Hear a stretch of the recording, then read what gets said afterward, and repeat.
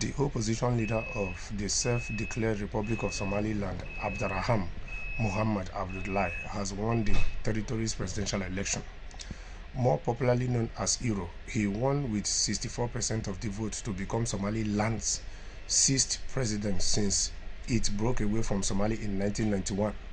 The 69-year-old, a former Speaker of Somaliland's parliament, beat incumbent Musa Abdi Bihi, who took 35% of the vote.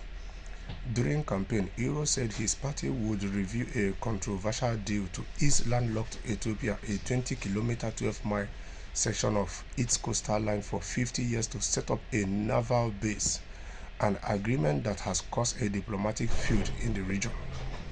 As part of the deal announced on New Year's Day, Somaliland expects to be recognized by Addis Ababa as an independent nation. So nothing goes for nothing. So Somaliland is doing this for Ethiopia to acknowledge their independence and acknowledge them as an independent nation and other benefits as well. This has upset Somalia, which regards Somaliland as part of its territory, and it has said it views the deal as an act of aggression. Iro has never rejected the deal out of hand, but when discussing it, has used diplomatic language which suggests a change of tack.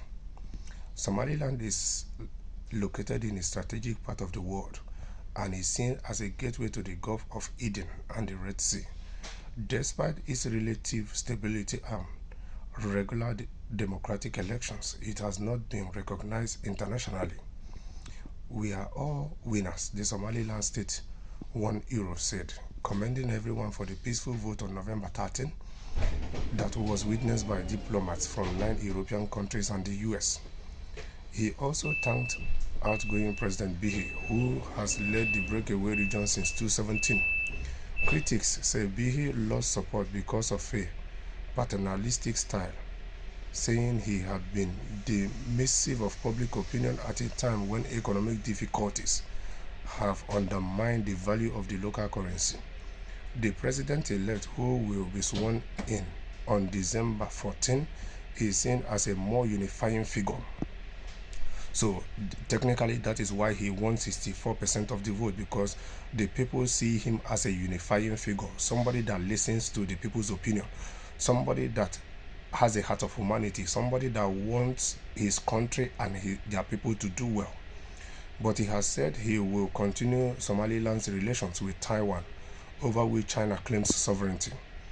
Somaliland is a former British protectorate that joined the rest of Somalia on 1st of July 1960.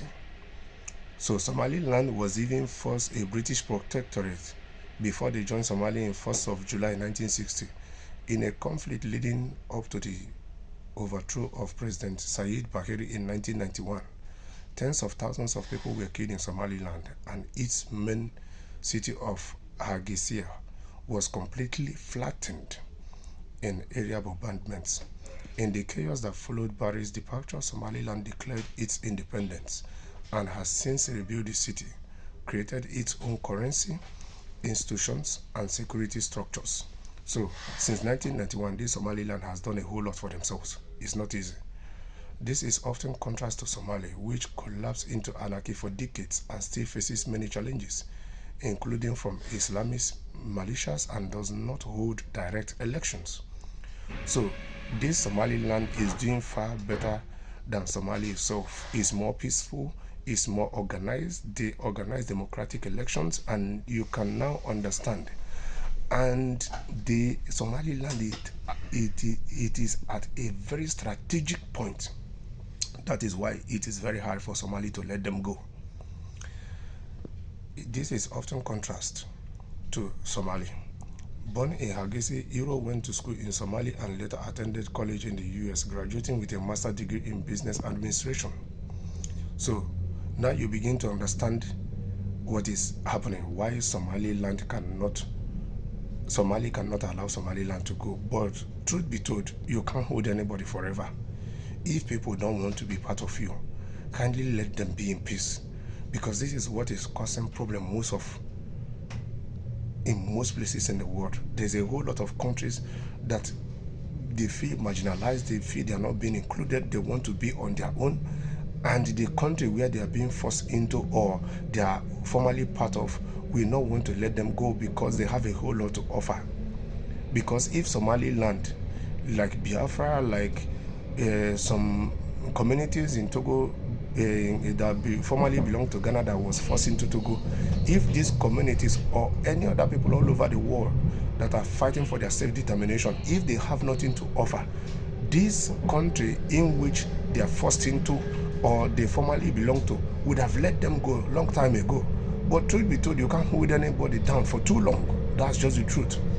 So, fingers crossed. Let's see what this incoming hero that will be sworn in as the 6th Somaliland president come 14th of December. Let's keep our fingers crossed and see if he will really come out to be that unifying figure that the people voted for. Fingers crossed. Time will tell.